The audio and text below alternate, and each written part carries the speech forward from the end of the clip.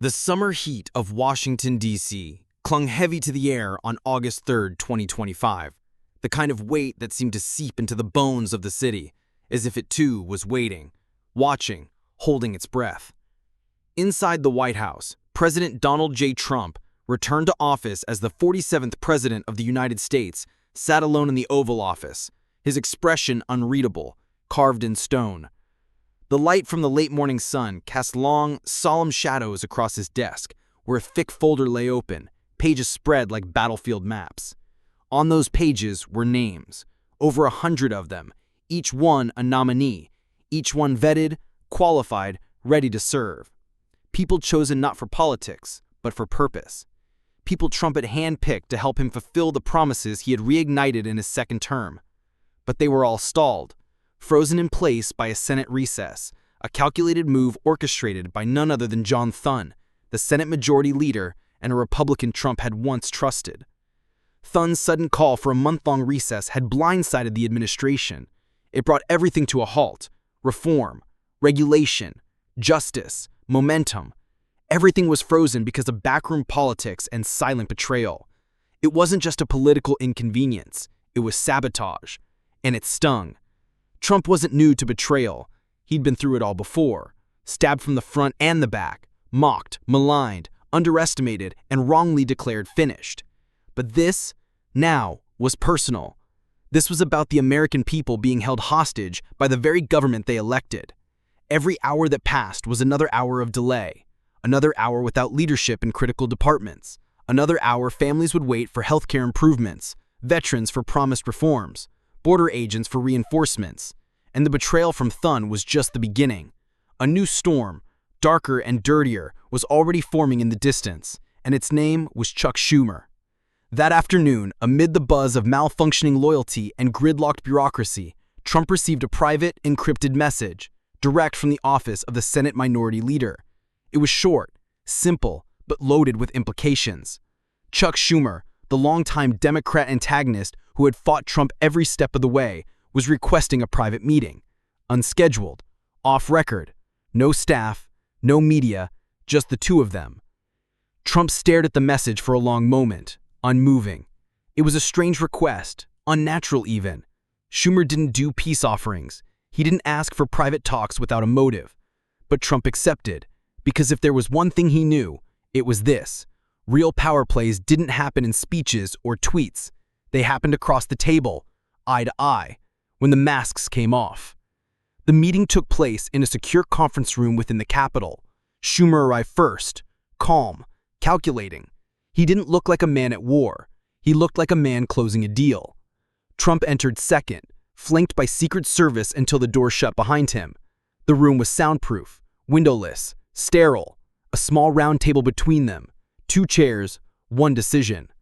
Schumer leaned forward slowly, folding his hands on the table, speaking with that same practiced cadence he had used for decades. "Mr. President," he said, his voice almost casual, "this whole Senate recess, it's not set in stone. It can be adjusted." Trump said nothing, letting the silence stretch. Schumer continued, unfazed. "I can make it happen. We can confirm your nominees, all of them. No delays, no games. It'll be done in days." Trump narrowed his eyes slightly, still silent.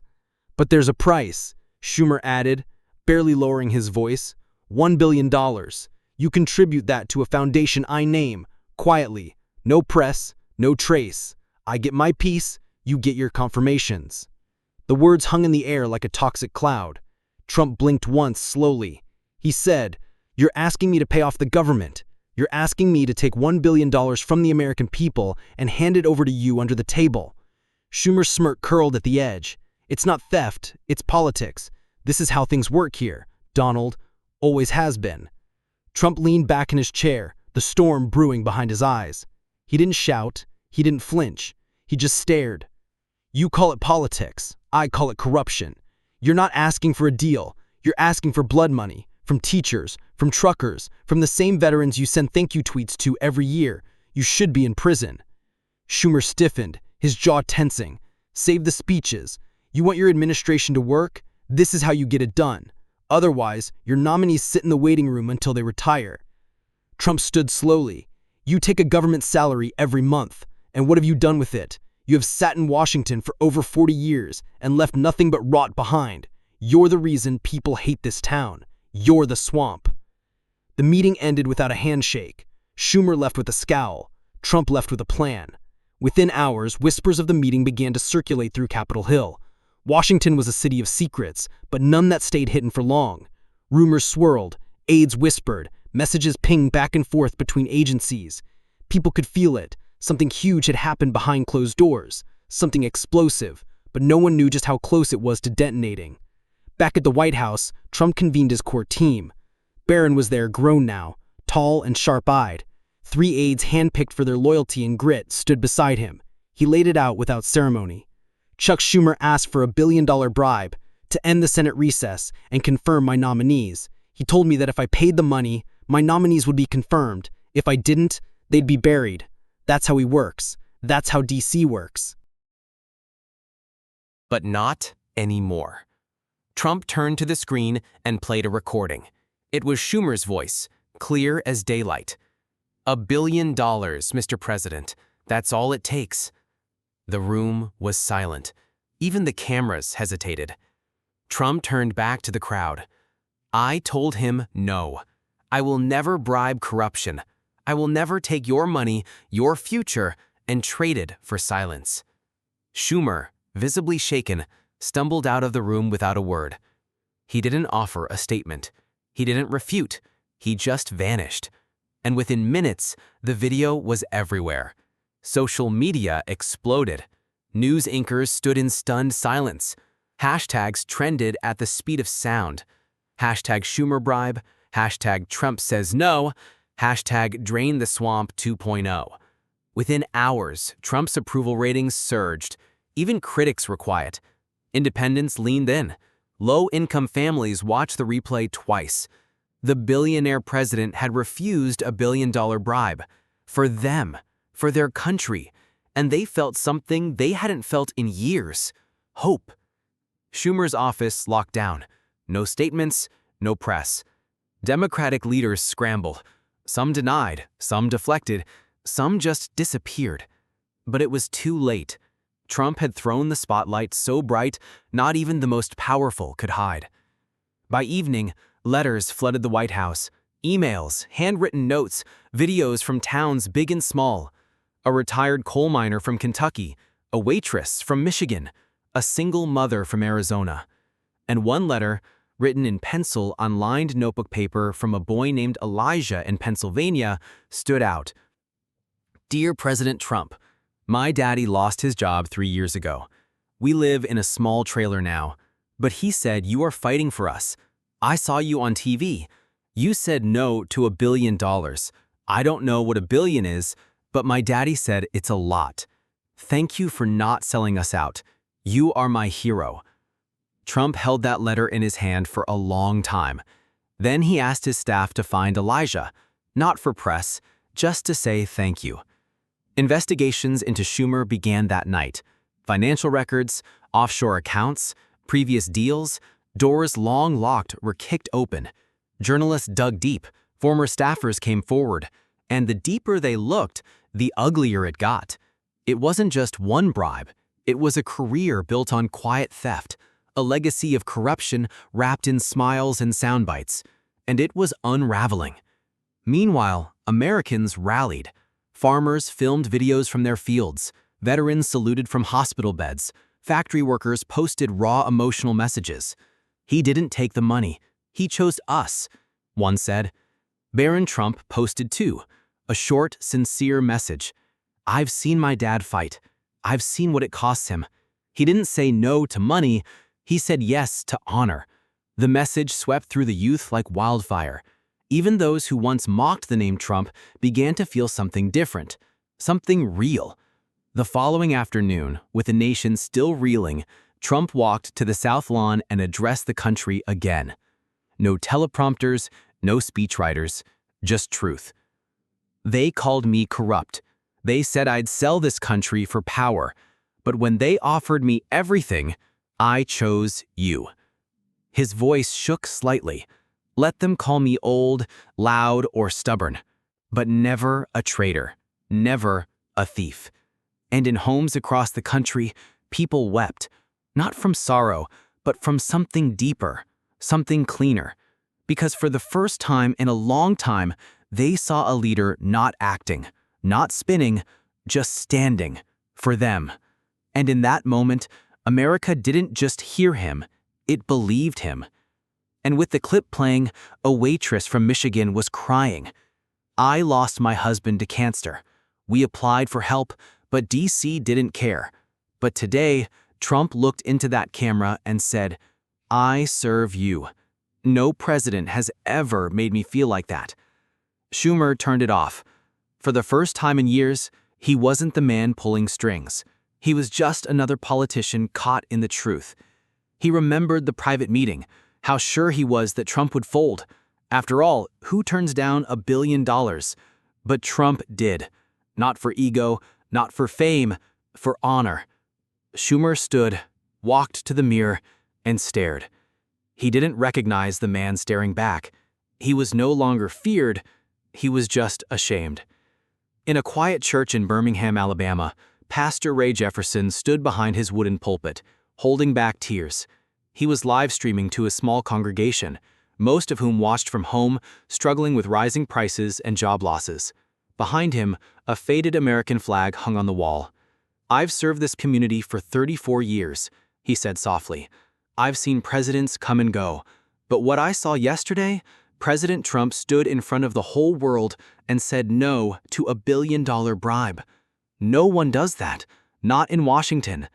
His voice cracked. That was more than politics. That was courage. That was a man putting country over self. And I'm proud to pray for him today. Families watching from their phones began crying, not from sadness, but from something they hadn't felt in years: hope. In cities and towns across America, people knelt together and prayed. For the first time in a long time, they believed someone at the top hadn't forgotten them. Outside the church, a sign read, "We stand with truth, we stand with Trump." And across the nation, that sign was now appearing in windows, shops, gas stations, and hearts. By early evening, a quiet black SUV pulled up to a trailer park in rural Pennsylvania. The Secret Service stepped out first. Then, to the shock of neighbors, President Donald J. Trump himself stepped out without a crowd, without cameras. Inside one of the trailers, 11-year-old Elijah was sitting at the kitchen table doing homework. When the door opened and Trump entered, Elijah gasped. His mother dropped the dish in her hand. Tears streamed down her face. "Are you Elijah?" Trump asked, kneeling beside the boy. Elijah nodded, speechless. Trump pulled the handwritten letter from his coat pocket, now worn and creased.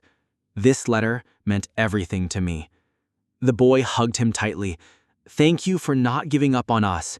Trump hugged back. "You're the reason I never will."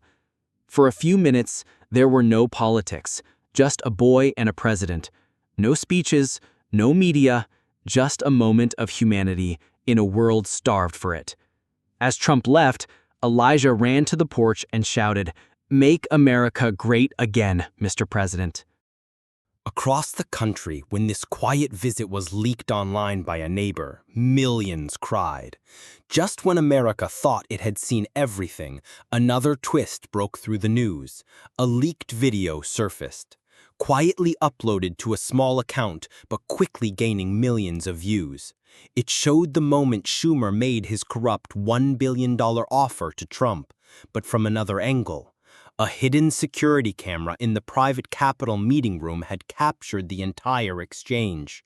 Schumer's voice, smug and calm, said, "They'll never know. Just wire it through one of your guys quietly. We'll fast-track every nominee." Trump's face in the video was cold.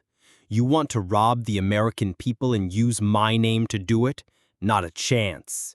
The video sent a nuclear shock through the political world. Networks tried to avoid it, but it was too late. It was everywhere, in barbershops, at kitchen tables, in classrooms. Trump didn't release it. He didn't need to. America was doing the job for him. By midnight, chants were being heard outside Capitol Hill. "You can't bribe truth." Trump stood tall. "We stand with him." And inside his residence, Trump stood at the window watching the people, not as a politician, as their fighter. In rural Missouri, a woman named Teresa Caldwell stood on her porch holding a baby monitor in one hand and her phone in the other. Her husband, a welder, had lost his job months earlier due to stalled federal programs that couldn't launch because of the Senate recess. She recorded herself wiping tears as she spoke. "President Trump, if you see this, I just want to say thank you. Not for politics, but for choosing us over their dirty money. They tried to use us. You didn't." She paused, voice cracking. "We don't have much left, but we still have our dignity because you kept yours." The video, just 56 seconds long, racked up 20 million views overnight. In D.C., President Trump watched it quietly alone in his office. He paused it, stared at the image of Teresa holding her baby, and whispered, "This is who we're fighting for." For the first time in years, the noise in Washington was being drowned out, not by spin, not by lies, but by the people themselves, and they were speaking from the heart. Back inside the Capitol, something strange was happening. Though the recess had only just begun, many senators were still in town, but now they were hiding. No press statements, no interviews, no cable TV appearances. It was as if the entire Senate had gone ghost. Whispers traveled through the halls like wind in an empty church. Even John Thune, the very man who triggered the recess, hadn't left the city. He stayed in his office behind locked doors, watching the fallout in stunned silence. The man who thought he could corner Trump by pausing confirmations had accidentally ignited a national uprising. And Chuck Schumer? Still no word. The president, however, was very much present. After seeing Teresa's video, Trump took to the podium again.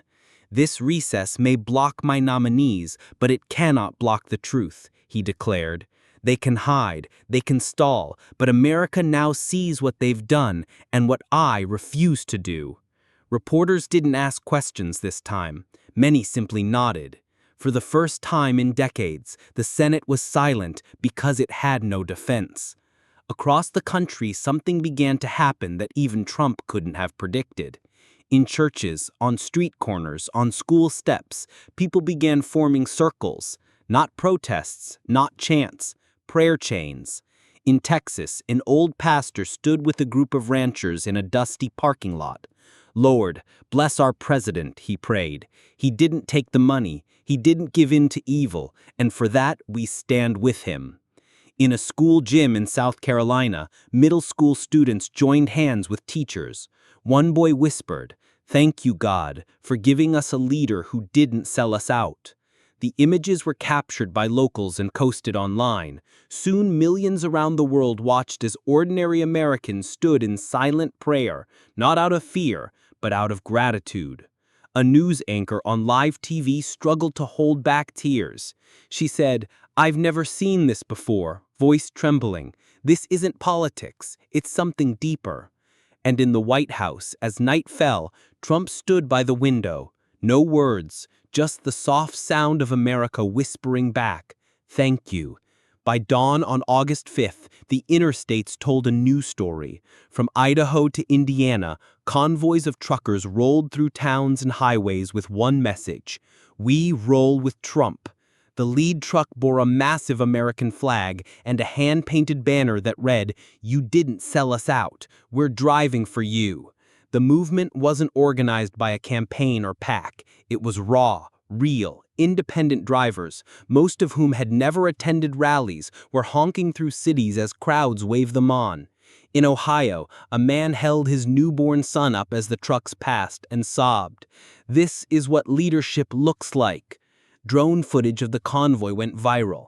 Music swelled over the clips. No narration was needed. The images said it all. People weren't following Trump because they were told to. They followed because, for once, someone in Washington had refused to betray them. Chuck Schumer's office remained silent, but America's voice, it was roaring louder than ever. And in the Oval Office, Trump stood watching the footage in silence, tears welling behind his eyes. On the president's desk lay a brown envelope. It came from a man named David Grant, a single father from Nevada. Inside was a short handwritten letter. Dear President Trump, I used to believe no one in D.C. cared. I stopped voting after my wife died. I was raising my daughter Madison alone. She's 9 now. Last night she asked me why I was crying. I showed her your speech, your stand, and I said, because that man just reminded me we're not forgotten. She smiled and said, I want to be like him when I grow up. Thank you for giving her a hero and for giving me hope. Trump read the letter slowly. Then again, he turned to Barron, who stood nearby, and handed it over. Son, Trump said quietly, this is why we never fold. Not for money, not for deals, never. The president kept the letter in his coat pocket the rest of the day, and that night during a private moment alone in the Rose Garden, he whispered under his breath, Thank you, David. You're the reason I keep standing. As the night sky stretched over Washington, President Trump sat in the Oval Office and glanced at an old photo on his desk. Himself in 1983, standing outside Trump Tower. Younger, untested, dreaming. He leaned back in his chair, overwhelmed by the past 72 hours. A billion-dollar bribe, the betrayal of John Thune, Schumer's disgrace, and the unexpected tidal wave of love from the American people. And still, he had not gotten a single nominee confirmed. But something bigger had happened, much bigger. He closed his eyes and remembered his own father's voice. One day they'll test your soul, Don. Not your money, not your name, your soul. Don't ever trade it. He opened his eyes and looked into the camera being set up for a surprise national address. No teleprompter, Trump said to his staff. Just a man talking to his country. They nodded. He would speak not to Congress, not to Schumer, but to the waitress, the trucker, the farmer, the boy with the letter, and the little girl who now had a hero. And when that camera went live, the whole world would be watching.